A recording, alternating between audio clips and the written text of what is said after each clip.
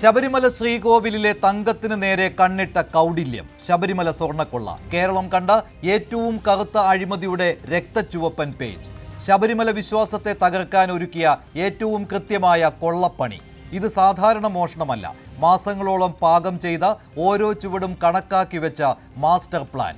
വാസു അറസ്റ്റിലായി, ഇപ്പോൾ പത്മകുമാർ. ഒന്നൊന്നായി കണ്ണികൾ തെളിഞ്ഞു വരുമ്പോൾ അന്വേഷണത്തിന്റെ സൂചി ഇനി നീളുന്നത് പരിശുദ്ധൻ എന്ന് സ്വയം ഉയർത്തിക്കാട്ടുന്ന PS പ്രശാന്തിലേക്ക്. സ്വർണം ചെമ്പാക്കാനും സ്വർണം കടത്തിയവരെ ഒളിപ്പിക്കാനും കൂട്ടുനിന്ന ആസൂത്രണത്തിലെ കണ്ണികൾ. ശബരിമലയുടെ പൊന്നിൽ കൈവച്ച യഥാർത്ഥ ബ്രെയിൻ ആരാണ്?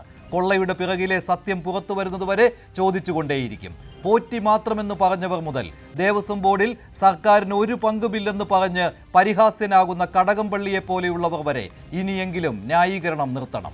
നിങ്ങളുടെയൊക്കെ ഭരണകാലത്താണ് സ്വർണം മാത്രമല്ല കോടിക്കണക്കിന് ഭക്തരുടെ വിശ്വാസം കൊള്ളയടിച്ചത്. വാസുവിൽ നിന്ന് പത്മകുമാറിലേക്ക് കൈവിലങ്ങ് നീണ്ടപ്പോൾ പ്രൈം ഡിബേറ്റ് ചർച്ച ചെയ്യുന്നു മൂന്നാമൻ പ്രശാന്തോ.